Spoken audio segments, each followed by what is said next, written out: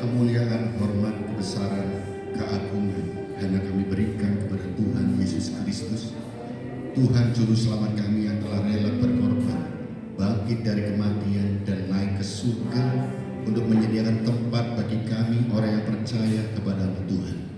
Tuhan, terima kasih atas penyertaan sehingga kami boleh pada pagi hari ini boleh beribadah untuk memperingati kenaikan-Mu ke surga. Biarlah tempat yang mulia yang Tuhan sediakan untuk kami boleh kami pertahankan di dalam kehidupan kami, proses hidup kami untuk menjadi serupa dengan-Mu Tuhan, sehingga kesempurnaan yang Tuhan inginkan kepada kami dapat kami capai bersama dengan-Mu Tuhan. Terima kasih, dan sebentar kami akan belajar kebenaran firman. Biarlah firman-Mu boleh meneguhkan keimanan kami, firman-Mu boleh menuntun langkah hidup kami sehingga kami kuat di dalam menjalani proses kehidupan pembentukan sebagai bejana yang indah di mata-Mu Tuhan. Terima kasih, tegur kami, selidiki kami sehingga kami menjadi umat yang berkenan. Pakai hamba-Mu Tuhan yang sebentar akan menyampaikan kebenaran firman-Mu. Jadikanlah penerjemah isi hati Tuhan kepada kami, sehingga kami di dalam terang Roh Kudus-Mu kami boleh mengerti sepenuhnya maksud Tuhan untuk kehidupan kami pribadi lepas pribadi. Terima kasih, dalam pengurapan-Mu hamba-Mu akan berbicara kepada kami semuanya. Kuasa yang mengganggu ataupun pikiran yang tidak benar di hadapan-Mu Tuhan, yang mengganggu konsentrasi kami untuk mendengar firman-Mu, Tuhan, katakan semuanya sehingga kami boleh sepenuhnya untuk belajar kebenaran. Di dalam nama Tuhan Yesus Kristus kami berdoa dan sambut kebenaran. Haleluya. Amin. Silakan duduk Ibu Bapak dan Saudara yang dikasihi Tuhan Yesus Kristus. Shalom. Shalom. Puji Tuhan, saya bersyukur Ibu Bapak mengutamakan Tuhan untuk beribadah bersekutu sebelum melakukan liburan. Ini memang orang katakan adalah ini long weekend ya. Kamis, Jumat, Sabtu, Minggu. Nah, ini long weekend. Tapi saya bangga kepada Ibu Bapak dan Saudara semuanya memulai hari long weekend ini untuk beribadah dulu kepada Tuhan ya. Puji nama Tuhan, itu luar biasa. Saya kasih apresiasi kepada Ibu Bapak semuanya. Dan saya mengucapkan selamat memperingati kenaikan Tuhan Yesus ke surga.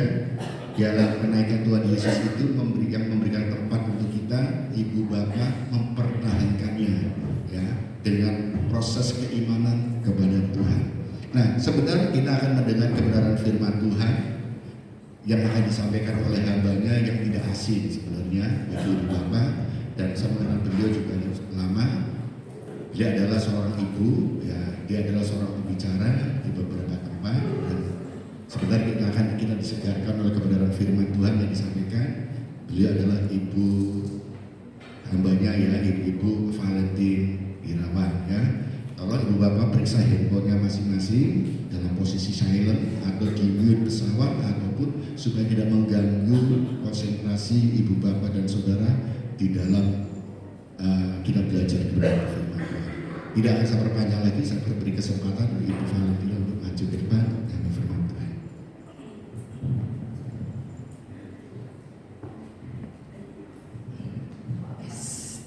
Shalom. Mimbarnya tinggi ya. Kok gak sing guyu sih? Saya ganti baju dulu.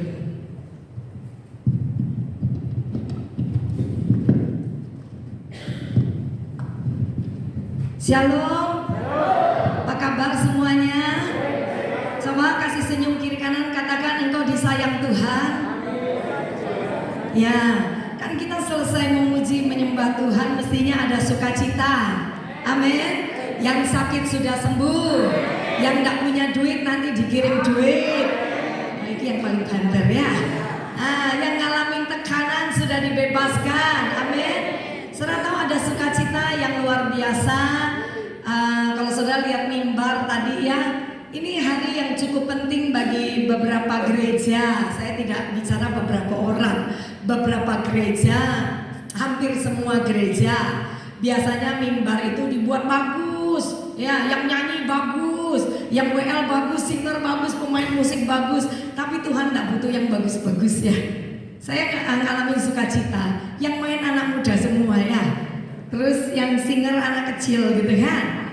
Dan saudara memberi kesempatan buat mereka melayani Tuhan. Yang penting bukan bagusnya, yang penting mau. Lama-kelamaan akan jadi bagus. Karena Tuhan berkata anak kecil mempunyai kerajaan sorga. Jadi kalau memberi kesempatan untuk anak-anak melayani itu baik. Jadi teruskan itu di tempat ini saudara ya. Nggak usah api-api ya. Bagus-bagus kalau munafik nggak ada gunanya. Ya sederhana tapi senangkan hati Tuhan. Itu lebih baik. Sekali lagi beri tepuk tangan buat Tuhan Yesus. Supaya saudara tidak tawar hati, kecut hati. Karena mungkin beberapa suka pindah-pindah gereja kalau hari Minggu ya. Jadi kadang-kadang membandingkan, oh gereja di sana seperti ini, gereja ini seperti ini, gereja ini seperti ini. Tidak ada gereja sempurna. Gereja semua ada masalah karena di dalamnya isinya manusia. Namanya manusia bisa buat salah. Kalaupun malaikat pun bisa buat salah. Buktinya Lucifer buat salah ya kan. Sampai dibuang ke bumi akhirnya disebut setan ya. Nah saudara, jadi jangan melihat bahwa sebuah ibadah itu adalah mimbar, tapi sebuah ibadah itu adalah hati. Jadi ketika saudara hari ini beribadah dengan sungguh hati, di sana akan terjadi sebuah perkenanan yang luar biasa. Kok nggak berdoa jadi sayang Tuhan, apalagi berdoa sungguh-sungguh ya kan? Enggak memberi juga tetap diberi sama Tuhan. Apalagi mengerti yang namanya memberi akan diberi Tuhan berkelimpahan. Setuju, katakan amin. Nah karena hari ini adalah kenaikan Tuhan Yesus, ini menurut memperingati, padahal itu sudah terjadi 2000 tahun yang lalu. Kita percaya bahwa Tuhan kita hidup dan tidak mati. Ya amin, cuma satu. Ya, Tuhan kita hidup dan tidak mati. Artinya Tuhan ada bersama dengan kita. 24 jam dia janji Immanuel, Tuhan beserta kita.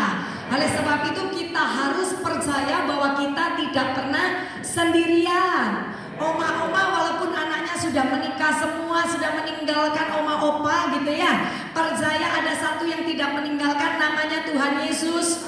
Jadi tidak usah sedih, tidak usah marah. Bahkan halo ibu-ibu, bapak-bapak, ketika anak-anak sudah meninggalkan kita, jangan berharap penuh dengan mereka. Karena anak-anak punya kesibukan sendiri. Puji Tuhan anak-anak 1 minggu sekali bisa kumpul dengan kita orang tua. Tapi ada anak juga yang lupa orang tua. Tapi saya tahu gereja ini semua anak-anaknya baik. Ya, dan orang tua jangan sampai salah bicara.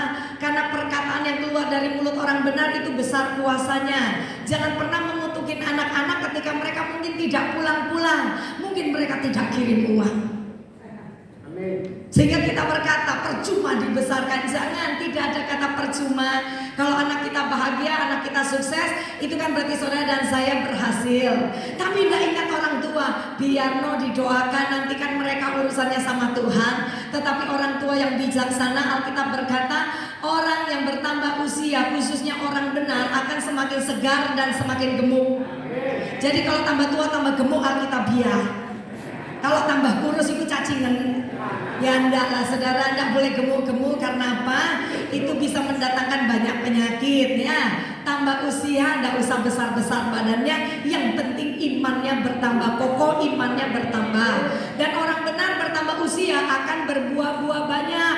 Artinya tambah tua tambah tidak cerewet, tambah tua tidak tambah jahat, tambah tua tidak banyak keinginan. Coba bilang kiri kanan, itu saya. Setuju, katakan amin. Nah ya saudara, sekarang kita masuk dalam firman supaya yang guyusek gitu loh ya. Kok yang wajahnya tegang gitu kayak kita pergi ke pemakaman toh. Padahal Tuhan kita hidup, benar ya. Kalau Tuhan kita hidup berarti kita semua bersuka cita.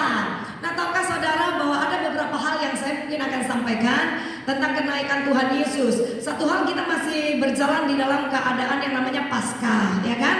Tuhan mati, Tuhan bangkit, Tuhan hidup. Salah satunya dia janji menyediakan tempat di surga bagi setiap orang percaya. Tetapi di hari-hari ini seringkali dipelesetkan ya di beberapa TikTok dan sebagainya. Ini saya kasih contoh aja ya. Saya tahu ini masuk YouTube, tapi saudara harus tahu sebuah kebenaran. Sepertinya bergurau tapi ini menyakiti hati Tuhan. Tiba-tiba seorang berkata, ini anak Tuhan juga ya. Dia bilang begini, Dia coba-coba jadi malaikat tuh di TikToknya gitu ya. Jadi malaikat dan dia berdiri di depan pintu gerbang sorga. Tiba-tiba ada si A, si B, si C ya dari kepercayaan lain mungkin begitu ya. Dia tanya begini, adakah tempat buat saya di sini? Ya, ceritanya itu di sorga. Kemudian malaikat bilang begini, oh ada, dia lihat catatan. Oh ada, kamu di kamar 35 ya. Tapi kalau lewat kamar nomor 8, ojo rame-rame. Ya kan? Terus dia pergi. Masuk lagi satu. Dia bilang, ada nggak kamar buat saya di sini? Ada, kamarmu nomor 45. Tapi kalau lewat nomor 8, ojo rame-rame. Sampai orang kesekian yang terakhir nanya begini, loh kenapa setiap kali lewat kamar nomor 8 kok nggak boleh rame-rame? Nah malaikatnya jawab begini, iya kamar nomor 8 itu isinya orang Kristen.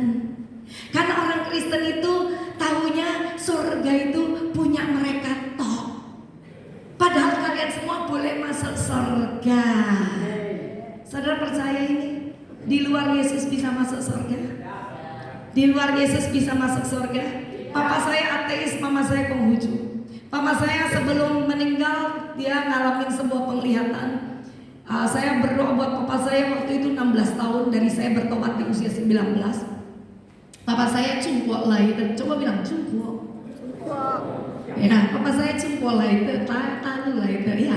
Nah, terus tuh yang namanya papa saya tiba-tiba kena stroke udah 1, 2, 3 kali gitu kena stroke. Nah, kena stroke akhirnya papa saya satu saat itu mungkin di tahun yang terakhir ya. Nah, saya pulanglah ke Kalimantan. Papa saya lihat banyak pintu. Dia pakai bahasa Mandarin. Dia nangis ketika lihat wajah saya. Dia tahu anaknya pendeta. Dia tahu anaknya Kristen. Dia tahu bahwa anaknya sudah berubah. Bilang lagi kiri kanan, saya juga sudah berubah. Berubah lebih kejam gitu ya. Saya berubah gitu kan. Nah, ketika dia lihat wajah saya, awalnya papa saya yang nolak-nolak habis saya jadi anak Tuhan ya. Dia lihat wajah saya, tiba-tiba dia nangis dan itu waktu dia stroke di rumah sakit dan mulutnya udah miring ke samping gitu ya dan tangannya sudah sedikit nggak bisa bergerak. Saya dilihat dia terus nangis, dia bilang begini papa saya, kenapa kok banyak pintu banyak pintu. Saya ingat Alkitab berkata Yesus itu adalah pintu. Kalau lewat pintu itu kok bisa sampai ke sorga. Amin. Saya udah nggak mikir saudara, papa saya kalau nggak setuju mukul gitu kan. Nah orang keras istilahnya ya. Saya angkat dia waktu itu di ranjang dan saya tinggal ngomong ke papa saya bilang, papa cuma ada satu pintu namanya Yesus. Kalau papa ikut Tuhan Yesus, papa akan masuk satu pintu itu dan masuk surga. Papa mau? Yang aneh 16 tahun berdoa tidak ada sia-sia. Tetapi lebih lagi kalau kita berubah doa dan tindakan akhirnya jadi bom atom ya tahu. Papa saya akhirnya dia mau terima Yesus. Saat itu juga saya tuntun pimpin dia ketika dia berkata Tuhan Yesus. Itu yang aneh mulut miringnya bisa balik kembali. Nama Yesus penuh dengan kuasa, katakan amin. Sebab itu panggillah nama Yesus. Jangan ingat-ingat nama pendeta atau ingat nama Tuhan Yesus, katakan amin. Ketika kita punya masalah, punya persoalan, bahkan sakit penyakit yang mati pun bisa dibangkitkan oleh kuasa nama Yesus. Jadi jangan pernah lupa ketika sedih, ketika kita sendirian, ketika kita tertekan, banyak masalah, panggil nama Yesus. Nama Yesus punya kuasa. Nama Yesus berkuasa untuk melakukan banyak hal yang tidak mungkin jadi mungkin, yang tidak ada jadi ada. Hari itu papa saya akhirnya sembuh, mulutnya balik kembali dan dia terima Yesus. Saya tuntun papa saya. Nah saudara, pernahkah berpikir bahwa surga itu sebenarnya ada, tapi beberapa orang coba mencungkir balikan bahwa surga itu nggak ada. Dan beberapa orang juga berkata bahwa nggak pakai nama Yesus nggak apa-apa. Yang penting kau berbuat baik. Kira-kira pertanyaannya, berapa banyak manusia bisa berbuat baik lebih daripada berbuat jahat? Setiap hari kita hidup di dalam daging dan daging ini selalu minta yang enak-enak. Terkadang mulut kita nggak usah dikontrol aja dia bisa bohong ya kan gitu. Kadang dia bisa memanipulasi, tiba-tiba bisa ngomongin orang. Khususnya ibu-ibu yang pengangguran, kalau di sini suka berdoa semua, wajahnya sorga. Oh kalau sih ngamin saya. Ya saudara ya. Nanti ada yang masuk tatoan geger, nanti ada yang masuk antingnya 5 ribut, nanti ada yang masuk pakai rok pendek ribut, nanti ada yang masuk ke gereja pakai baju yang udele ketok, ibu-ibu bisik-bisik, iku gak berdiri masuk angin. Dan gak usah ribut dia mau masuk angin, toh nanti dia kerokan sendiri. Nanti ada ibu-ibu kan gereja pakai gelang banyak dan dia angkat tangan melambai bunyi kerenceng. sewot gitu ya. Walah ngangkat tangan iku pamer gelang, lu gelang tuku dewe. Kita kadang-kadang meributkan hal-hal yang tidak penting. Oleh sebab itu di akhir zaman ini kita pikirkan hal-hal yang penting dan perkara-perkara yang di atas. Katakan amin. Tidak usah terlalu muluk-muluk, pikirkan hal yang sederhana. Karena kalau Tuhan sudah berjanji, Tuhan tidak mungkin ingkar janji. Kalau Dia berkata Dia akan memberkati saudara dan saya, Dia pasti akan memberkati kita. Hanya bagian kita kerjakan, Tuhan menyelesaikan yang kita tidak bisa. Tetapi iman percaya kepada Tuhan tidak boleh goyah, tidak boleh kurang, tidak boleh mengalami kemerosotan. Iman kepada Yesus semakin hari harus semakin bertambah dan bertambah dan bertambah. Sehingga ketika keadaan dunia ini semakin goncang, ajaran palsu sudah masuk dalam gereja, nabi-nabi palsu muncul, nubuatan-nubuatan palsu muncul, orang yang melekat erat dengan Tuhan, yang kenal siapa Allahnya yang hidup, tidak akan tergoncangkan. Amin saudara. Karena tujuan iblis satu, menarik kita keluar dari kasih setia Tuhan, menarik kita keluar dari apa yang Tuhan sudah berikan ketika di atas kayu salib, yaitu sorga yang kekal. Kalau kita hidup di bumi, apa yang mau dikerjakan oleh musuh kita, sorga di bumi dia akan ambil dari hidup kita. Yang pertama-tama dia akan hilangkan yang namanya kasih di dalam kehidupan orang Kristen. Sementara ketika Tuhan mati di kayu salib, karena Tuhan kita adalah kasih, nggak ada syarat yang lain saudara. Dia mati karena kasih, dia bangkit karena kasih, dia hidup karena kasih, dia naik ke surga, menyediakan rumah buat saudara dan saya juga karena kasih. Jadi bilang kiri kanan, I love you. Awas bojone wong, ya. Amin saudara. Saling mengasihi, jangan saling menghakimi. Gereja bukan tempat penghakiman, tapi saling membagi, saling memberi, bertumbuh bersama di dalam Kristus. Baru gereja bisa kuat. Gereja tidak bicara gedung, tapi gereja bicara personel kita. Kalau satu dengan yang lain saling mengasihi, gereja ini loh kuat. Datang ke gereja itu loh tidak males-malesan, tidak bosan-bosanan. Karena apa? Seluruh isi gereja itu saudaraku. Kok wajahnya kok bengong kabeh sih? Soalnya tidak pernah lihat pendeta cantik ya. Amin. Ayo bilang sama kiri kanan, saling mengasihi. Oke, ayo bangun. Pokok tidak amin yang tidak keras, kita pulang jam 12. Aminnya keras, kita pulang tepat waktu. Saya tipe pendeta yang suka melanggar jam. Jadi saudara mau pulang jam berapa? Kok guyu toh saya? Oh ya gitu sih. Ya ayo kita lanjut ya. Supaya hati bersuka cita, tadi datang encok pulang sembuh. Amin. Tadi ada utang pulang lupa, tapi harus bayar. Yohanes 14 ayat 1 ya, kita mulai masuk firman ya. Senang kalau gereja semua wajahnya itu cerah ceria gitu ya. Jangan kasih lihat orang sekelilingmu bahwa kau punya banyak masalah, karena mereka tidak bisa menolong. Pakai wajah yang tidak enak itu di kamar doa saja. Yesus excuse kok ya gitu ya. Dia maklum. Tapi kalau manusia di sekeliling kita tidak akan maklum, walaupun kita mau pasang wajah sorot, wajah kere, wajah sakit, sekeliling kita tidak akan tolong kita. Tapi ketika kau datang nangis di hadapan Tuhan, tangan Tuhan itu tidak kurang panjang untuk menolong kita ya. Kita buka Yohanes 14 ayat 1. Janganlah gelisah hatimu, percayalah kepada Allah, percayalah juga kepadaku. Ini yang ngomong Tuhan Yesus. Jadi yang pertama kita ingat baik-baik kata percaya. Coba katakan percaya. Jangan pernah lupa ya, kalau berdoa selalu berkata aku percaya hari ini aku diberkati. Coba pakai itu setiap kali berdoa. Aku percaya anak-anakku sukses, anak-anakku dijaga, malapetaka kesakitan tidak akan pernah menimpa mereka. Aku percaya ibadahku menyenangkan hati Tuhan. Aku percaya hidupku dipelihara Tuhan. Pokoknya ada kata aku. Mungkin bagi kita ini hal yang biasa, tapi ini powerful. Ketika kita sering berkata aku percaya, iman timbul dari pendengaran akan. Ketika kita ngomong di kamar doa, ketika kita ngomong di mobil, ketika kita ngomong ketika mandi, di kondisi ada masalah, kita mau minta tolong sama Tuhan, kita tinggal berkata aku percaya kontrakanku lunas bulan ini. Oh ada yang mau bayar kontrak. Ya saudara, jadi kata percaya itu dipakai. Saya dari bertobat sampai hari ini kalau berdoa saya selalu berkata, aku mempercayai Engkau, aku percaya. Peduli setan mau ngomong apa, peduli orang di sekeliling mau ngomong apa, peduli dunia mau bergoncang seperti apa, yang penting aku mempercayai Tuhan. Firman tidak bisa dikurangin ditambah. Satu kali percaya, saudara tetap percaya 100% sama Tuhan. Itu baru namanya iman yang akan mengalahkan dunia.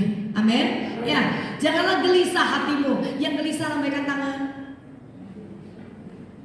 Saya bawa pulang nanti. Ya, janganlah gelisah hatimu, percayalah kepada Allah, percaya juga kepada Tuhan Yesus. Di rumah Bapakku, ini yang ngomong Tuhan Yesus ngajarin kita. Di rumah Bapakku banyak tempat tinggal. Jika tidak demikian, tentu aku mengatakannya kepadamu, sebab aku pergi ke situ untuk menyediakan tempat bagimu. Jadi Tuhan naik ke sorga, bukan dia enak-enakan, dia menyediakan tempat buat saudara dan saya. Karena dia sudah mati di kayu salib gantikan engkau dan saya, dia bangkit dan hidup, dia ambil kemenangan itu, diberikan buat engkau dan saya. Sehingga ketika dia ada di sorga, dia mau ngomong tuh pada Allah Bapa bahwa orang-orang yang percaya kepadaku, mereka lah yang layak untuk ada di sini. Di sini itu di mana? Di sorga yang kekal. Ini dulu coba. Kadang-kadang manusia lupa akan mati, sehingga hidupnya sak karepe dhewe. Kadang manusia lupa akan, kok kamu sih ngomong sih? Manusia seringkali lupa akan mati, sehingga hidupnya seenaknya sendiri. Bohong jalan terus, kepahitan jalan terus, sakit hati jalan terus, iri hati jalan terus, fitnah orang jalan terus, ngomongin orang jalan terus, tidak tunduk kepada otoritas jalan terus, tidak hormat orang tua jalan terus. Pokoknya yang namanya dosa jalan terus. Karena berpikir kasih karunia Tuhan mengampuniku. Hati-hati, tiba-tiba hari ini di dalam dosa, hari ini mati. Tidak ada toleransi. Sekalipun percaya dalam nama Yesus, tapi Tuhan benci dosa. Katakan amin saudara. Nah itulah kenapa kita harus benar-benar mengandalkan Tuhan. Nanti ada di tahap yang ketiga, 4 saya akan ngomong tentang Roh Kudus sedikit saudara ya. Makanya kita diberikan Roh Kudus ketika Tuhan mau naik ke sorga. Supaya apa? Kita kuat, kita bisa. Karena daging ini maunya yang enak, daging ini memberontak, daging ini selalu maunya yang enak-enak. Tapi ada roh Tuhan yang ada di dalam saudara dan saya, dia akan bawa kita menjadi orang yang diperbaharui hari lepas ke hari, menjadi seperti Kristus. Katakan amin. Saya cepet gak sih ngomongnya? Kalau cepet saya pelanin. Tapi kalau saya pelanin kita pulang jam 3. Ya, ayo, haleluya, cek sebenarnya jam 3 luwe Pak. Ya, yuk, di ayat yang kedua. Di rumah Bapakku banyak tempat tinggal, jika tidak demikian tentu aku mengatakannya kepadamu. Kalau tidak ada rumah di sana, aku akan ngomong, enggak ada rumah di surga. Ya toh? Nah lanjut, dikatakan sebab aku pergi ke situ untuk menyediakan tempat bagimu orang percaya. Ayat yang ketiga. Dan apabila aku telah pergi ke situ dan telah menyediakan tempat bagimu, aku akan datang kembali. Nanti ada kedatangan Tuhan yang kedua kalinya kapan? Tidak tahu. Pokoknya berjaga-jagalah dan bersiap-siaplah, karena penghakiman pertama kali akan datang dalam rumah Tuhan. Penghakiman akan turun atas kita dulu, baru orang yang tidak percaya Yesus. Jadi firman tidak bisa dipotong-potong ya. Lanjut yuk. Dan apabila aku telah pergi ke situ dan telah menyediakan tempat bagimu, aku akan datang kembali dan membawa kamu ke tempatku, supaya di tempat di mana aku berada kamu pun berada. Tempatku, kata Tuhan Yesus. Berarti di luar Yesus nggak bisa ke sorga. Karena sorga tempatnya Tuhan Yesus. Jadi hanya orang-orang yang percaya nama Yesus, dia adalah Tuhan yang benar, dia Tuhan yang hidup, dia adalah kebangkitan itu, dia adalah keselamatan itu. Orang-orang itulah yang bisa ada di sana, di tempat di mana Yesus ada, yaitu sorga. Jadi ingat baik-baik, tidak ada nama di atas muka bumi, di bawah kolong langit yang olehnya orang itu selamat kecuali percaya nama Yesus. Jadi diingat terus, diingat, ini akhir zaman ya. Banyak penghasut yang setan kirim masuk nyusup ke gereja, sehingga orang-orang Kristen kehilangan api roh, kehilangan gairah sama Tuhan. Datang ke gereja cuma liturgi. Pokoknya Kristen dari lahir sudah Kristen, nangisnya beda. Yang tidak Kristen kalau nangis, wah. Kalau yang Kristen, haleluya. pasti masuk surga. Jare sopo, iman itu ada di dalam, bukan di sini. Katakan amin. Iman bukan di mulut, tapi di sini. Di dalam seluruh tingkah laku kita, perkataan kita, dan apapun yang kita kerjakan. Iman itu menggambarkan siapa kita yang mempercayai Dia dan membiarkan Dia menguasai hidup kita. Amin saudara. Bukan liturgi masuk keluar masuk gereja, hati-hati ya. Ayat yang keempat, dan kemana aku pergi kamu tahu jalan ke situ. Tuhan ini ngomong, kalau kau percaya padaku berarti kau sudah tahu jalannya, yaitu Tuhan adalah jalannya. Tapi ada seorang murid yaitu Thomas, dia bilang sama Tuhan, Tuhan kami tidak tahu kemana engkau pergi, jadi bagaimana kami tahu jalan ke situ. Selalu penuh dengan pertanyaan dan keraguan-raguan yang namanya Thomas ini. Di sini ada yang namanya Thomas. Nanti kita urapi dia minyak supaya percayanya yakin penuh. Lainnya ketika Tuhan Yesus bangkit, siapa juga yang meragukan Tuhan Yesus? Salah satunya Thomas. Kalau tidak kucucukkan jariku ke tangannya yang berlubang, aku gak percaya. Kan gitu sih. Ada nggak orang-orang sebenarnya? Ada. Kalau Tuhan tidak memberkatiku jadi kaya raya, aku gak percaya. Kalau Tuhan tidak menyembuhkan aku gak percaya. Bagaimana dengan iman Sadrak, Mesak, Abednego sebelum zamannya Tuhan Yesus, ketika mereka harus masuk dalam tungku api, ya, mereka diperhadapkan dengan patung tuangan Nebukadnezar dan harus memilih. Kalau tidak tunduk kepada patung ini, tidak menyembah kepada patung selain Yahweh, mereka akan dilemparkan ke dalam api yang menyala-nyala di dalam tungku itu. Tapi Sadrak, Mesak, Abednego punya iman yang benar-benar mengalahkan dunia. Imannya seperti ini, Allah yang kami sembah akan selamatkan kami, akan tolong kami. Tapi seandainya pun Allah yang kami sembah, yang hidup itu tidak tolong kami, sekalipun tidak ditolong, dia katakan kami sekali-kali pun tidak akan memungkiri iman, tidak akan nyembah kepada patung tuangan Tuanku. Dilemparkan nggak? Dilemparkan. Tapi kemenangan mereka bukan ketika kita lihat ada satu malaikat yang disebut juga beberapa orang itu Tuhan sendiri ada di tungku api berjalan dengan mereka, sehingga ada 4 orang yang ada di tungku api. Sementara yang melemparkan Sadrak, Mesak, Abednego sebelum sampai ke tungku api udah mati meleleh kebakar. Kemenangan itu ada di mana? Kemenangan itu ketika mereka ngomong, kalaupun Allah yang kusembah tidak menolongku, tetap akan percaya Dia seumur hidupku. Bisa? Banyak orang Kristen kecewa karena berdoa, rajin ke gereja, baca Alkitab, tetap sakit.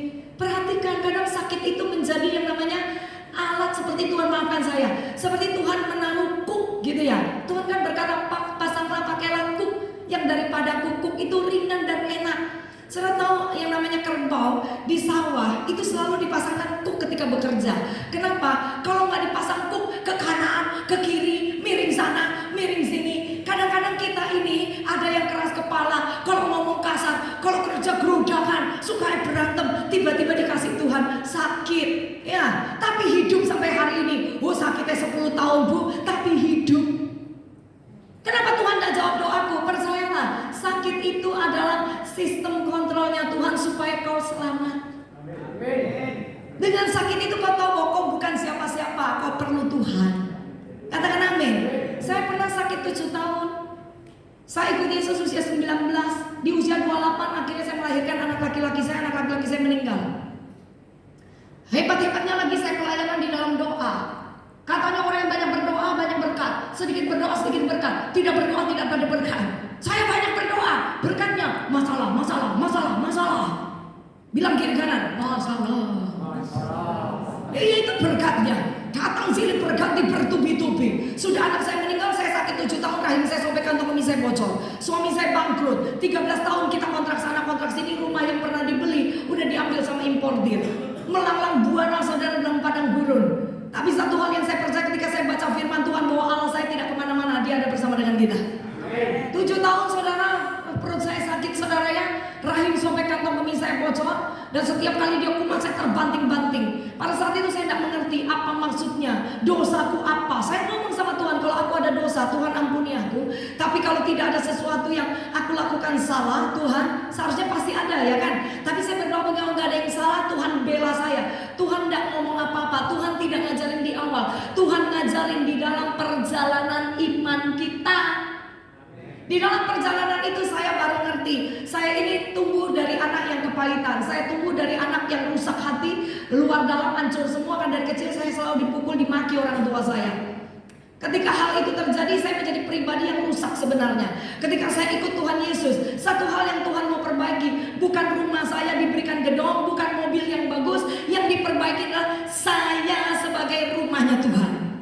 Dan ketika sakit penyakit itu ada, saya baru tahu dia akan kambuh kumat sampai saya terbanting-banting, terguling-guling saudara. Rahim saya seperti ratusan jarum itu menusuk kalau sudah sampai ke belakang. Separuh badan saya itu seperti mau copot saudara.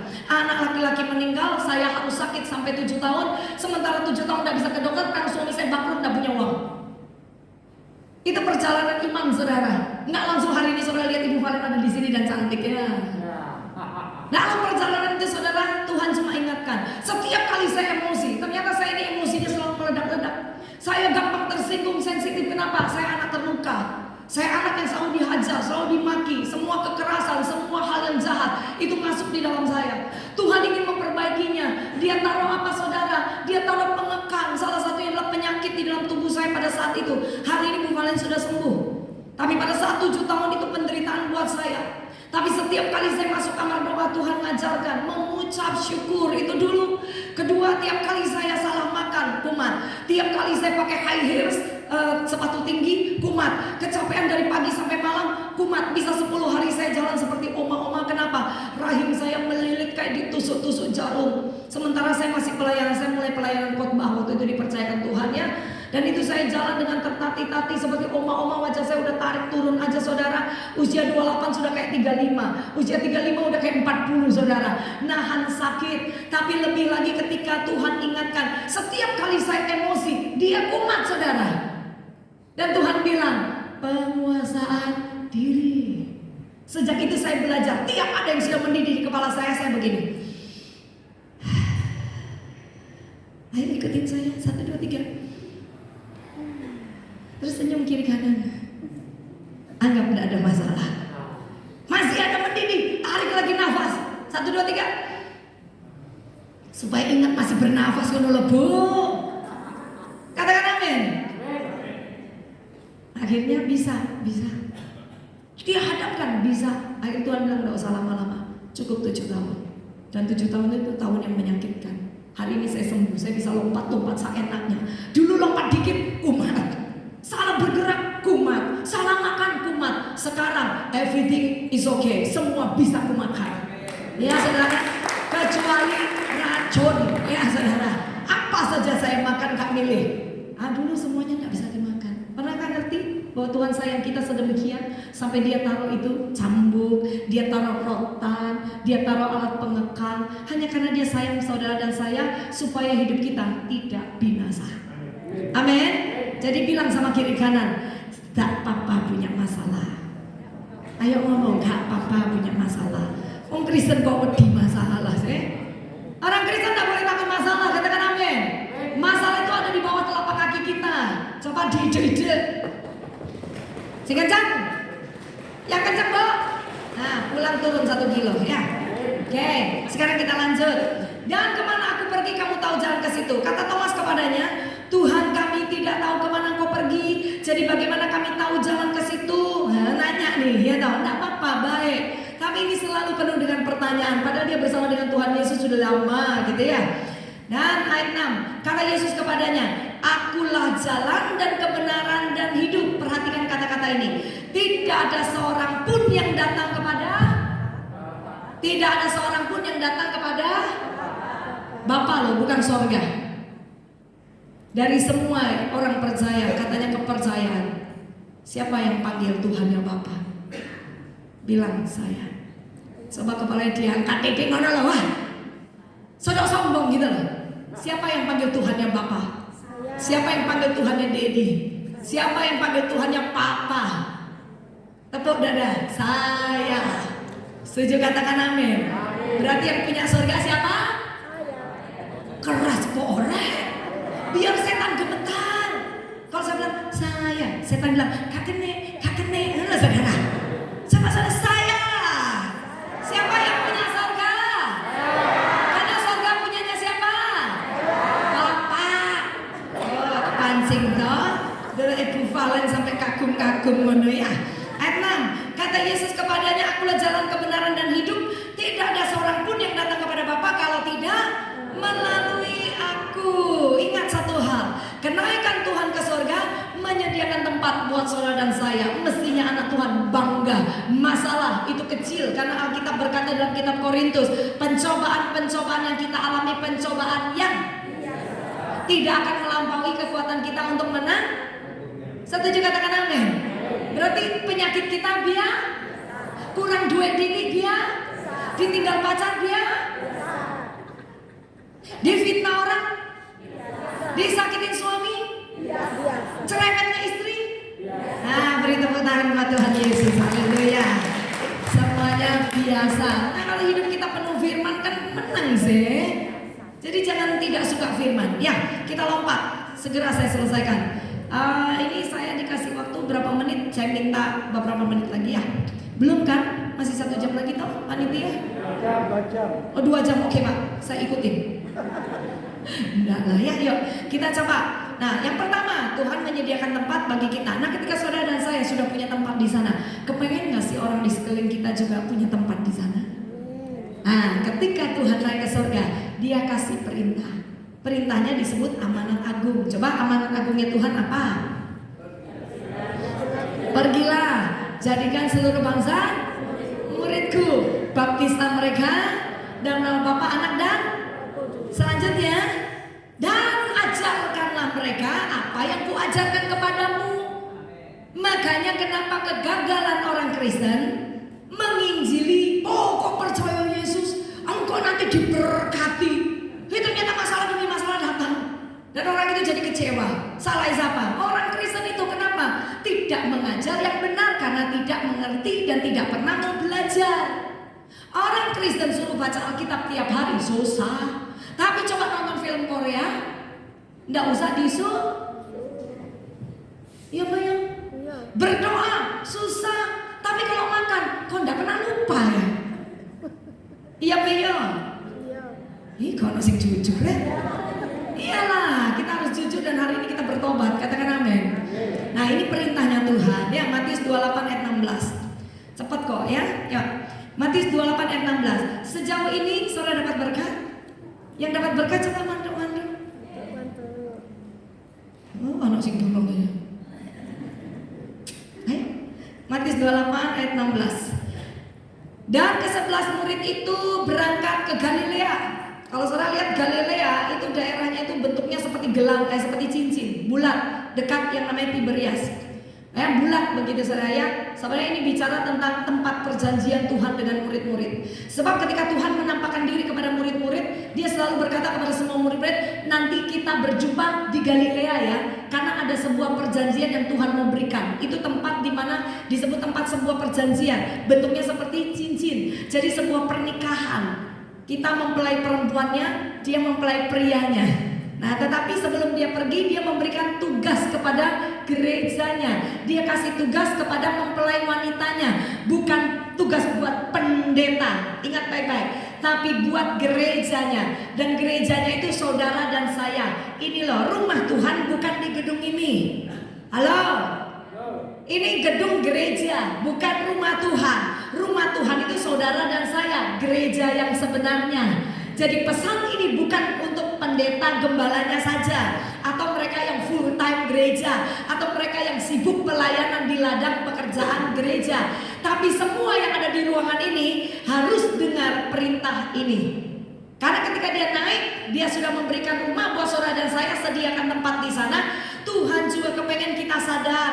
Kasihan ya kalau banyak yang masuk ke dalam api yang penuh dengan belerang. Di situ api belerang, ratap tangis, ketak gigi, tiap hari disiksa di sana. Ya toh? Itu 24 jam nonstop, kekal selama-lamanya. Jangan bilang neraka nggak ada.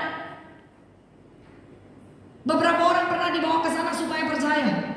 Coba bayangin sampai Tuhan tego ya, bawa orang-orang pergi ke sana hanya untuk menceritakan neraka ada.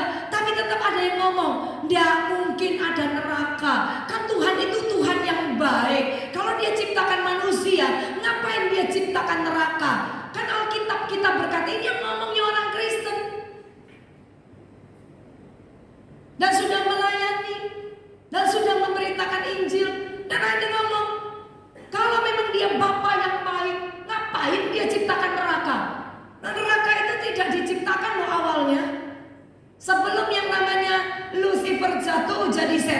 manusia jatuh dalam dosa. Nggak ada, itu sebenarnya tempat penghukuman malaikat-malaikat yang berkhianat. Bukan untuk manusia. Tapi manusia melok-melok punya sifat setan. Ayo lihat lagi kiri kanan, kasih senyum, bilang bukan saya. Gitu aja kok susah sih. Hati-hati, ini pengajaran yang hari-hari ini rame loh. Dan kalau kita nggak pintar, nggak mengenal Tuhan dengan baik, kita mikir, iya neraka gak ono, emang sopo sih pernah ke neraka? Dulu papa saya tanya, ketika saya bilang, Pak ikut Yesus, hanya lewat Yesus masuk surga. Sebelum papa saya sakit, awal-awal saya bertobat, radikal berapi-api saudara. Pulang ke rumah, Yosua gak pegang-pegang, sembahyang hio, tidak bapaknya. Makan makanan sembahyang enggak, mending luwe. Ke kuburan, pai-pai enggak, melok nyapu toh. Satu saat saya pulang, karena sudah radikal. Oh, 19-20 tahun saya sudah radikal. Tiap hari saya berdoa 3 jam ketemu dengan Tuhan. Saya baca Alkitab tiap hari 5 pasal, 10 pasal. Saudara mau, waktu itu saya nggak persiapan jadi pendeta. Saya sarjana ekonomi manajemen, saudara. Pokoknya saya jatuh cinta sama Tuhan di usia 19 saya ketemu Tuhan. Nah, tiba-tiba saudara saya dibawa pulang ke rumah di Kalimantan. Mama saya bilang gini, ayo sudah pulang ke rumah, sembahyang itu ngomong sama ama engkong. Lah ama engkong sudah tidak ada, suruh ngomong bagaimana caranya. Itu pai-pai ama engkong itu naik ke atas, bilang thank you gitu. Saya mau ngomong thank you apa, ama engkong saya tidak lulus kuliah. Mau minta dia ngajarin saya juga statistik, ngomong ama engkong saya tidak ngerti. Lagi dia sudah nggak bisa dengar saya. Ada yang masih sembayangan? Stop sembayangan. Kau menyembah dunia orang mati namanya. Itu kejijikan bagi Tuhan.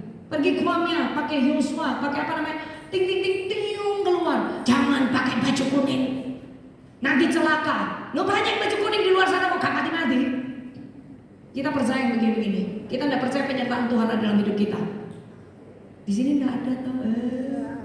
Kok hening? Nggak ada tau, katakan amin. Maka saya bilang gini, sembahyang, adik-adik saya percaya bawa naik. Kan aku percaya adik-adik saya. Saya bilang ikut cincin naik ke atas. Naik mereka, naik kursi, nyala nohyo, pasang noh. Adik saya nyalain dipasang, tak gitu. Saya turun, mama saya bilang gini, sudah pasang hyo? Sudah. Ya kan dia udah tanya siapa yang pasang. Saya suruh adik saya pasang, nggak pakai sembahyang. Terus makanan itu yang habis sembahyang, mama saya bilang makan nih, terlalu radikal, nggak baik juga ya, harus pakai hikmat. Saya langsung frontal ngomong begini, itu karena baru bertobat, lagi jatuh cinta sama Tuhan kan. Oh ini mulut itu sembarang aja bicara. Makan, mama saya tidak mau.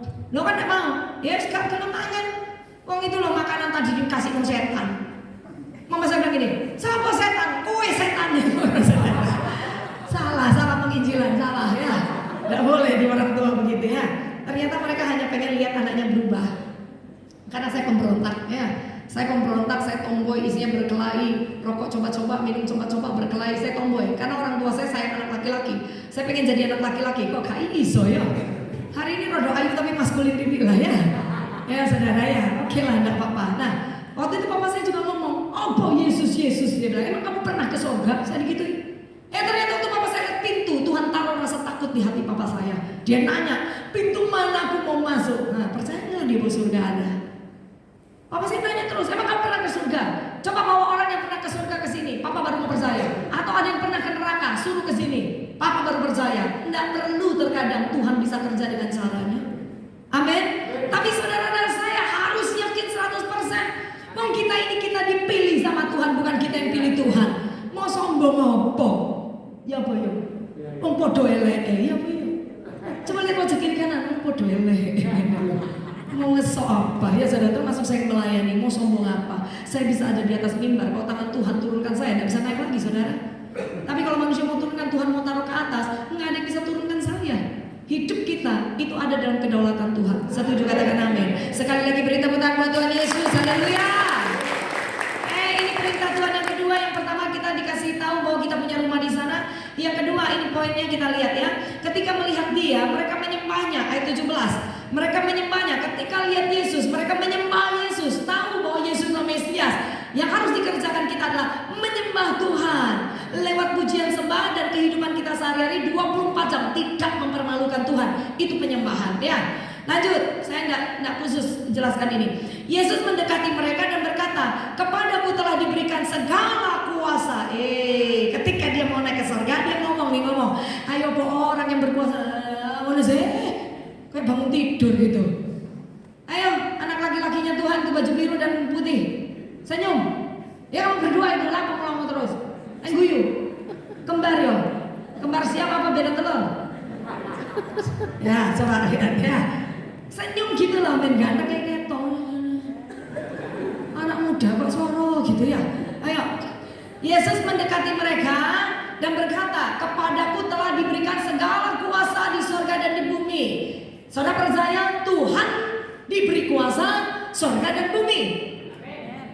Dan Tuhan ketika naik ke surga, Dia janji tidak akan meninggalkan saudara dan saya sebagai yatim piatu.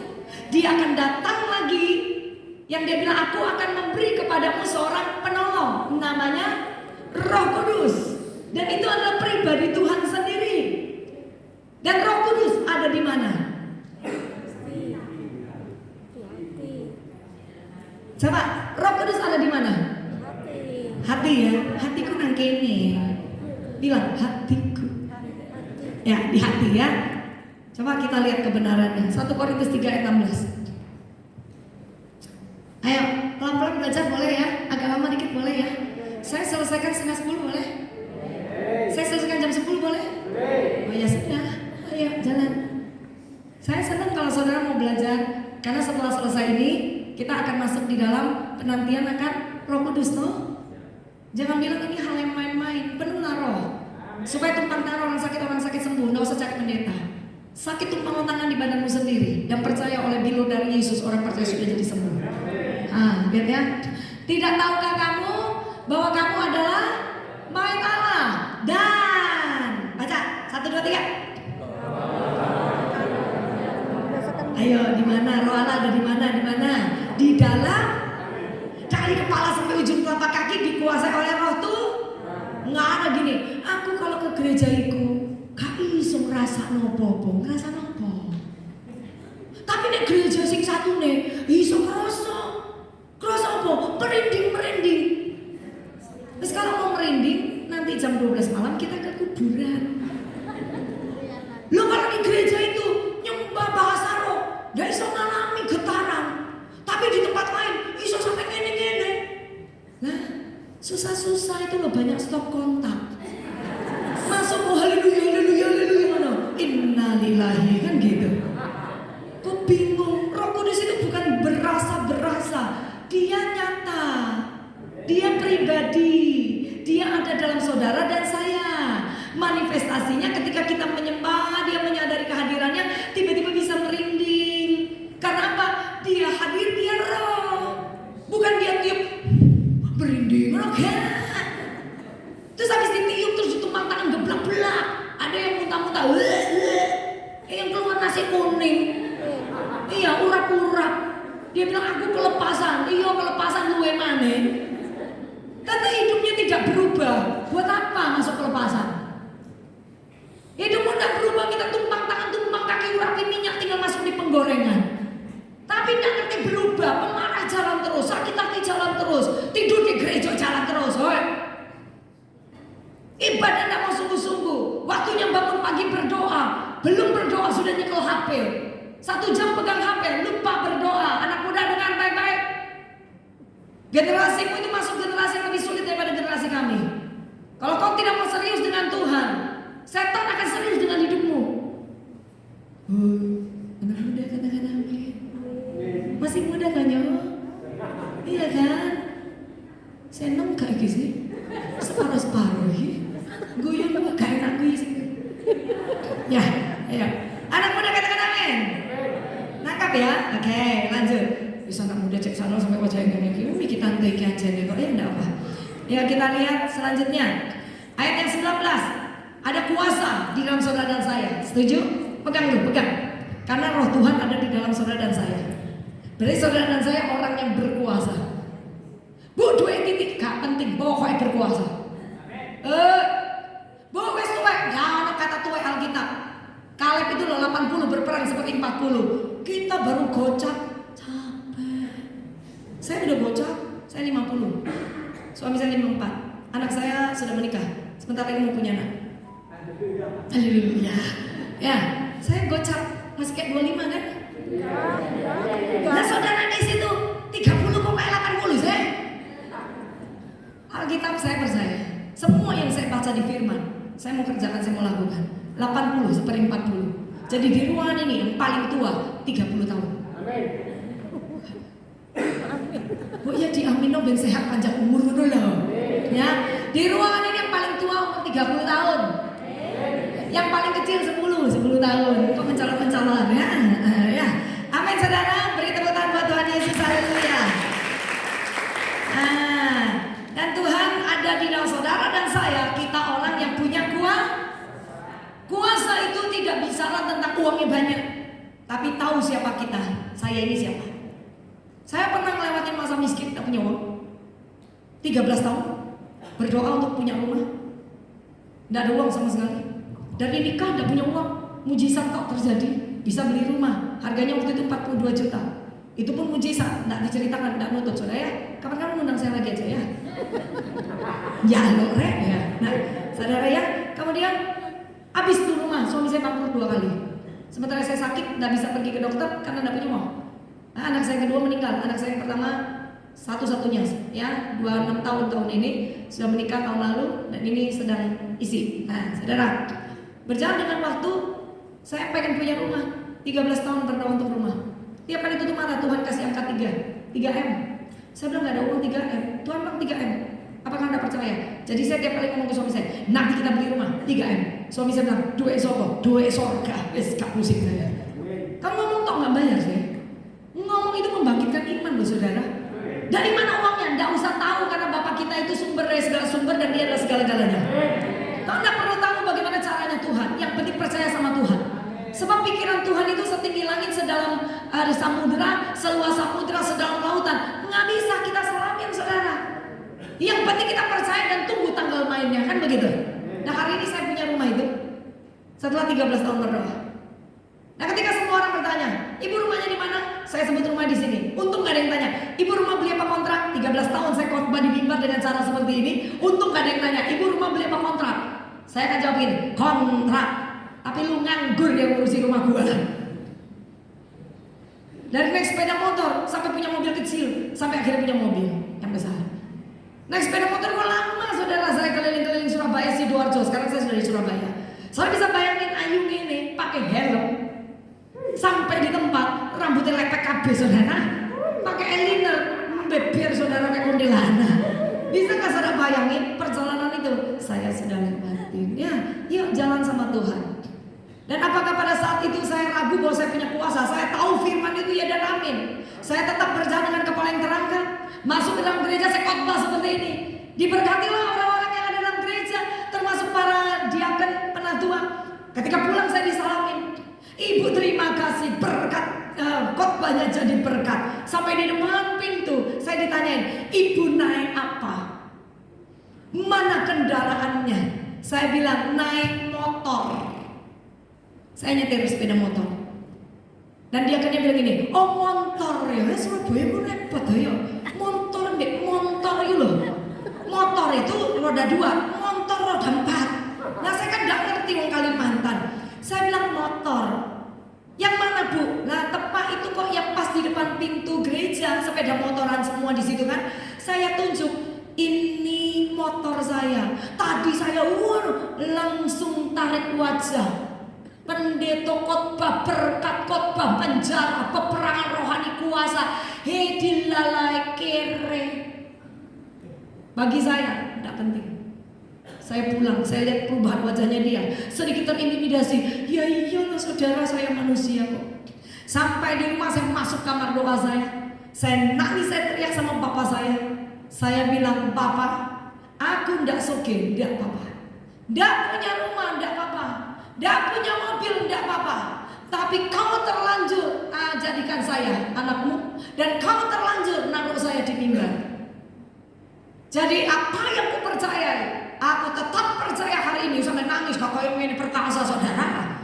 Saya bilang, apa yang ku percaya itu jadi. Satu saat aku punya rumah, satu saat aku punya mobil, satu saat aku punya yang namanya kelimpahan untuk aku bisa jadi berkat buat banyak orang. Saya ngomong sama Tuhan, saya tidak mau ngomong sama manusia. Tetap jalannya kepala diangkat bu, iya, jangan tertunduk kalah. Karena setan ingin menertawakanmu. Yang ingin tertawakan kita bukan manusia, tapi setan. Dia akan tanya gini, mana bapakmu? harus tunjukkan kepada dunia kita punya Bapa yang baik. Katakan amin. Hari ini Bu Valen menerima banyak janji hidup saya ini cuma mujizat saudara. Nggak ada sesuatu yang baik saya bisa lakukan, hanya mujizat. Siapa yang percaya mujizat sampai hari ini? Beri tepuk tangan buat Tuhan Yesus. Haleluya. Ya. Ini perintah Tuhan. Ya, selesai kok, selesai. Sungguh selesai. Ada yang lihat jam. Sabar Pak. Ya. Luwe kita ya. Karena itu pergilah. Jadikanlah semua bangsa muridku dan baptislah mereka dalam nama Bapa dan Anak dan Roh Kudus, dan ini sering terpotong di sini firman-Nya. Nah, dan ajarlah mereka melakukan segala sesuatu yang telah kuperintahkan kepadamu. Dan ketahuilah, baca sama-sama 3, 2, 1. Aku menyertai kamu senantiasa sampai kepada. Berarti kita pernah sendirian apa tidak? Tidak pernah. Siapapun boleh tinggalkan kita, tapi Yesus tidak pernah tinggalkan kita. Amin. Jadi perintah Tuhan yang kedua adalah kita pergi jadikan semua bangsa murid. Ayo penginjilan. Dengan cara apa? Tunjukkan hidupmu bahwa Yesus ada bersama dengan engkau. Karena tidak perlu terlalu pintar. Karena biasanya terlalu pintar keminteri Tuhan. Ya, ngerti sedikit, kenal siapa Yesus. Katakan kepada semua orang dan tunjukkan hidupmu bahwa Yesus ada di sini. Amin, saudara. Dan lebih lagi percaya bahwa kuasa ada dalam saudara. Ini ayatnya, Markus 16 dan 14. Ayo, yuk. Saya nyambung ya. Supaya Jacob pulang pintar kabeh. Katakan amin.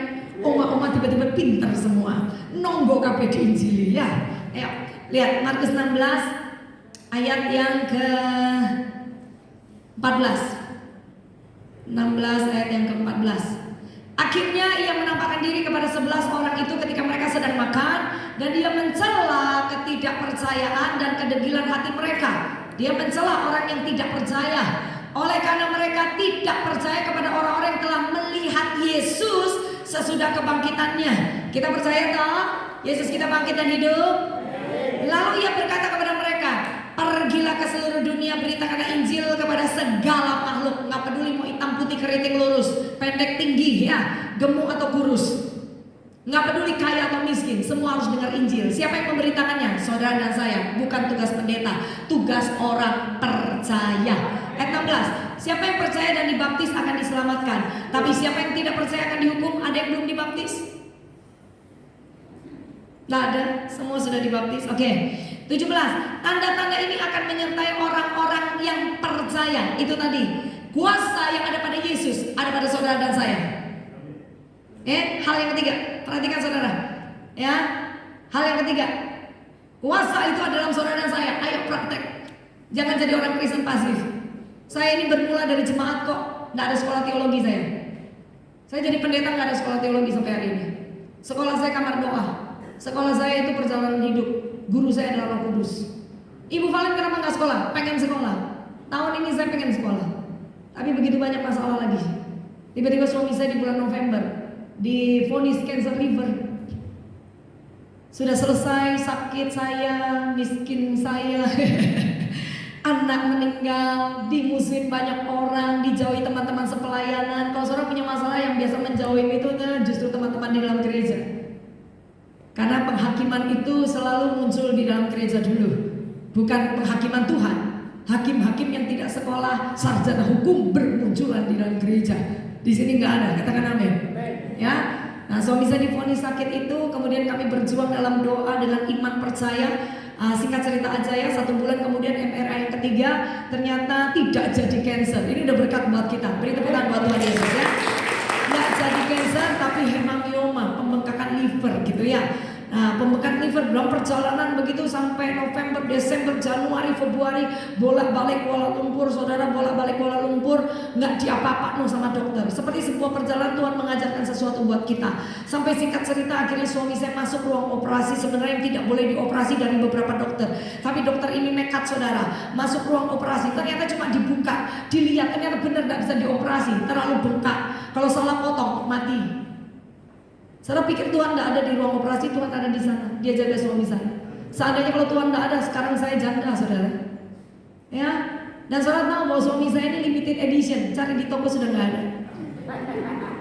Dia pria yang cinta sama keluarga, dia sayang sama saya apa adanya dengan anak-anak. Ya, kelihatan casingnya dulu besar gitu kan. Orang semua kadang-kadang bilang suamimu menakutkan gitu, karena wajahnya itu kan cool gitu ya. Tapi hatinya Hello Kitty. Kalau di rumah dia suka bergurau dengan saya, dengan anak-anak, banyak guyonnya. Dan kemudian kalau tidur selalu peluk saya. Kalau saya ada masalah dia peluk saya. Dia gampang peluk, cium saya. Kalau saudara suaminya kayak begini pulang, pas saya sengsara saudara ya.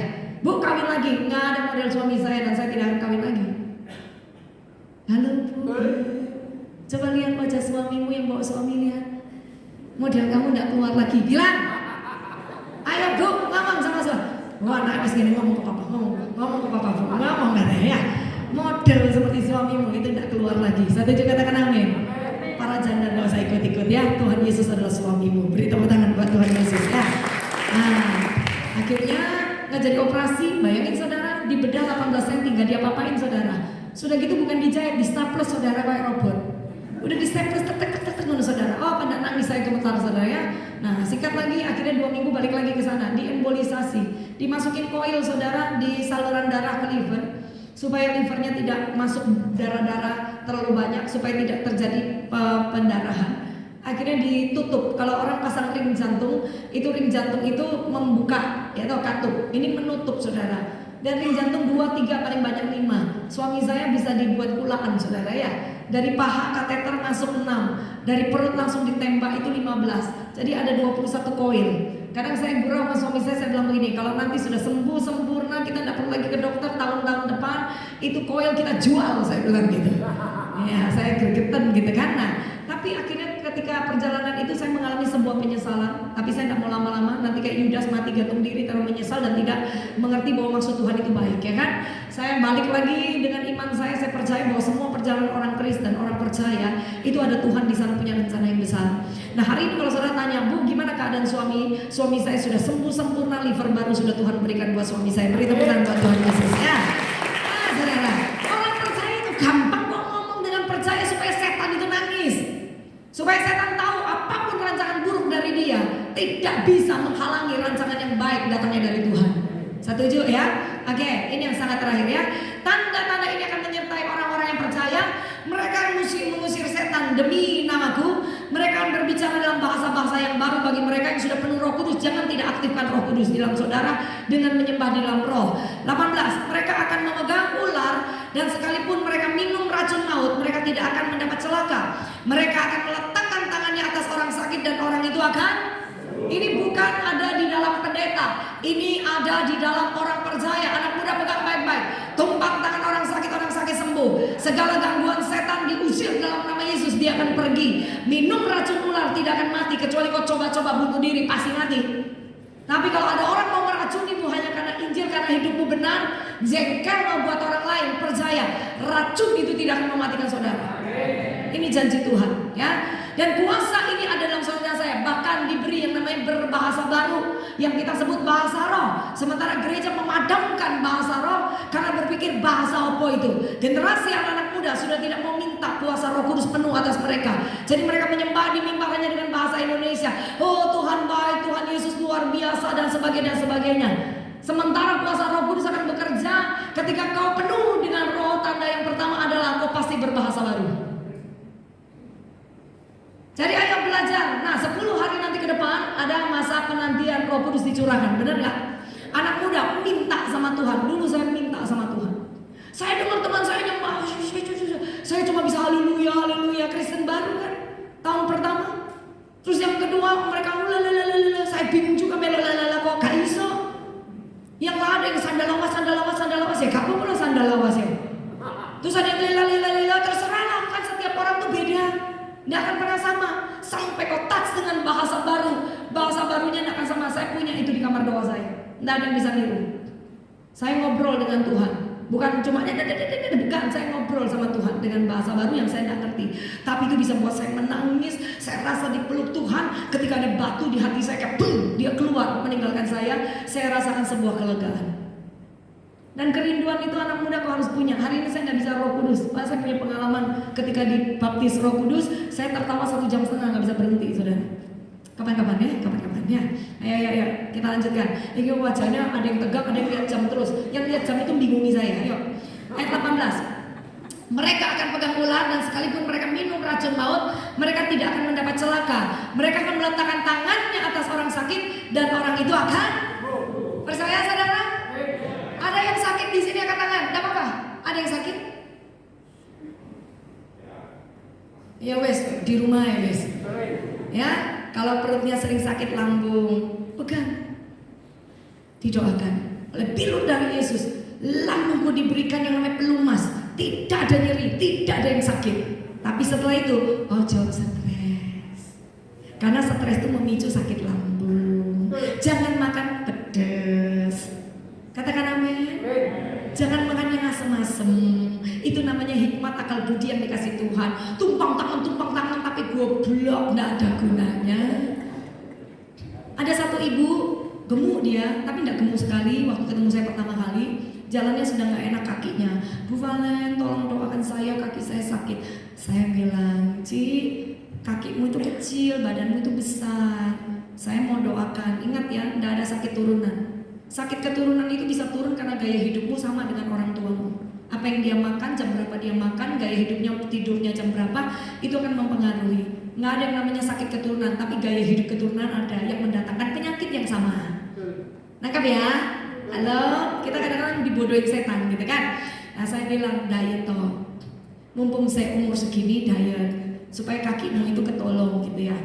Iyo, aku ini mau diet. Tapi anak-anakku itu loh suka ngajak makan enak loh, repot saudara. Anak-anak itu lo sisanya. On sekalian, mau nyeneng orang tua tapi orang tua dikasih racun itu bahaya, jangan ya. Lah akhirnya berjalan waktu kira-kira berapa lama, datang mulai tambah gemuk, mulai bawa tongkat saudara. Saya ngomong lagi, nggak bisa ini didoain terus. Tapi Tuhan baik, dia bikin mujizat. Saya ke dokter loh, dokter toh isi nih. Datang lagi, bawa kruk saudara, yang 4 kaki itu. Terakhir, sudah di kursi roda. Bukan cuma di kaki, kena di dalam juga jantung apa segala macam. Nah, kadang-kadang kita doa tapi tidak punya hikmat. Ya ini khotbah khusus tentang hikmatnya. Setan ngambil kesempatan, dia hancurkan sehingga kita pikir gini, berdoa juga percuma, tidak ada doa percuma. Tapi kita harus berubah dengan gaya hidup yang benar. Amin, saudara. Ya. Nah, yang sangat terakhir, yuk. Tadi sangat ini sangat-sangat ya, beneran. Serius, sangat. Loh saya, saudara lo nggak rugi, mesti ngomong aku loh. Ini apa ya? Percaya bayaran lo gak tambah. Guyon ya. Amin. Oke, sekarang kita coba lihat. Buka di dalam Lukas 24 ayat 50. Ini yang terakhir saya mau sampaikan ketika Tuhan naik ke surga. Wah ini keren. Saudara bayangkan, saya waktu baca ini pernah sampai nangis karena Tuhan membawa saya membayangkan. Orang Kristen kadang tidak ngerti bahwa kita ini hidup itu sudah diberkati dengan luar biasa sama Tuhan. Cuma kita merasa kurang makan, kurang. Saya pernah bertahun-tahun makan nasi sama tempe dengan ucapan syukur. Anak saya dari lahir sampai 17 tahun tidak pernah sakit. Anak saya tidak pernah dijamah dokter. Anak saya cuma dipegang dokter waktu imunisasi dan cabut gigi susu. Sampai dia usia 17 tahun ternyata Tuhan mengajarkan sesuatu karena dia nuntut orang tua untuk melakukan apa yang dia mau. Tuhan izinkan dia kena DB di usia 17, DB. Di situ dia belajar ketika papa yang ngomong kalau gantung baju ojo numpuk nak, yang nggak pakai cepet dimasuk no. Papa yang ngomong nanti banyak nyamuk dan sebagainya. Nggak percaya itu yang pertama. Kedua, nggak punya uang kita, dia paksa papa mama harus beli rumah. Nah singkat cerita waktu dia sakit di rumah sakit, badannya abu semua kena suntikan dan infus kan. Dan dia bilang nggak enak dan dia bilang sama papanya, Pak aku mau pulang loh pak, di rumah sakitnya suwine 3 hari udah mari-mari kan gitu ya. Terus papanya tiba-tiba dikasih hikmat sama Tuhan, yuk pulang lo cabut lo infusmu. Terus dia bilang gini, yuk nggak boleh, om dokternya ngomong nggak boleh. Ya nggak apa-apa, nggak enak kan di sini. Yuk tinggal dicabut pulang, ayo papa mama antar pulang sisa. Terus dia bilang apa? Dokter nggak boleh kok mau pulang sih. Akhirnya papa yang ngomong, lah kamu gitu, maksa papa mama beli rumah, mau papa belum dikasih uang sama Tuhan kok. Bisa nggak mama beli rumah kalau nggak punya uangnya? Kita ini tunggu mujizat. Waktu dia masih SMA itu ya, baru dia ngerti bahwa tidak semuanya harus menurut apa yang kau mau, tapi belajar untuk percaya pada waktunya Tuhan. Nah itu toh satu kali dia sakit sampai hari ini dia tidak pernah sakit, sudah 26 ya. Jadi dari 0 sampai 17 anak saya tidak pernah sakit, pilek pun tidak, batuk pun tidak, cuma demam kalau capek, imunisasi dan sebagainya. Saya mesti sama suami gantian tumpang tangan doain dia dan selalu bilang begini, anak mama sudah doakan, papa sudah doakan, mama mau tanya masih sakit gak? Dia akan jawab atit, dari TK toh atit. Saya bilang ngomong aku sudah sembuh. oleh bilur Yesus, aku sudah sembuh. Dan dia ngomong, sembuh loh besoknya. Besar, tiap kali sakit dia datang, mama sakit, minta doa. Jadi dia taunya obat itu doa, enggak minum obat. Doa selesai. Satu saat saya kena sakit rahim sobek, kantong kami bocor kan. Sering kumat, saudara, melilit-lilit seperti jarum nusuk di badan saya. Saya kadang suruh anak saya, dari SD dia sudah ngalamin mamanya sakit. Saya bilang, datang nak, doain mama. Dia datang. Tahu enggak doa anak itu gimana? Simple, karena anak saya dari kecil sudah doa 1 jam setiap hari. Dia pegang tangan, dia pegang perut saya, dia bilang gini, Tuhan Yesus, ampuni dosa-dosa mamaku. Udah tersinggung saya, saudara ya.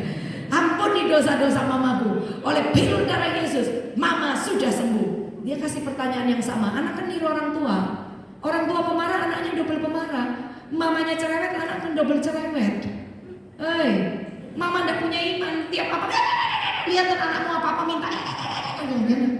Nah, terus dia gini, mama sudah sembuh. Saya bilang, saya nyeri nak. Bilang sudah sembuh. Akhirnya saya bilang, iya sudah sembuh. Nah, saudara ya, anak itu punya kuasa. Jangan remehkan mereka. Sekali-kali orang tua minta anakmu doakan engkau. Kau tidak akan pernah percaya, tiba-tiba 1, 2, 3, 5 detik sakit perut saya itu bisa hilang. Serius. Anak itu punya kuasa. Jangan remehkan anak kecil. Katakan amin. Jadi biarkan anak kecil melayani Tuhan dan datang kepada Tuhan. Tempat ini menyenangkan Tuhan ketika anak-anak naik ke mimbar. Walaupun nyontek-nyontek di sana sampai mermelek ya. Tulisan kecil kabeh. Saya berdoa di sini nanti ada TV ya, supaya mereka bisa ngelihat LCD-nya di sini. Di sana pun enggak nyala sih tadi. Lah ya ketip-ketip ngono-ngono sampai saya enggak bisa menyembah, tak pikir arek itu ndelok aku. Ternyata dia lihat ini, saudara ya. Anak yang cantik tadi yang berponi itu tadi ya. Nah, ya yang terakhir. Lukas 24 ayat 50. Anak yang cantik tadi itu mana tuh yang pakai poni dia sambil guyang terus itu ya. Lukas 24. Lalu Yesus membawa mereka keluar kota sampai dekat Betania. Di situ ia mengangkat tangannya, perhatikan. Ini yang Yesus lakukan terakhir. Setelah kasih perintah, dia mau naik murid-murid kan di situ udah dengerin dia dari yang tadi saya ngomong ya. Nah ini terakhir, Tuhan langsung memberkati mereka. Jadi Tuhan meninggalkan kita dengan berkat. Ayo guyu Olsan. Nah, saya ngomong Olsan sana gini. Hati yang gembira adalah obat ya. Olsan. Gak usah bunyi, gak usah.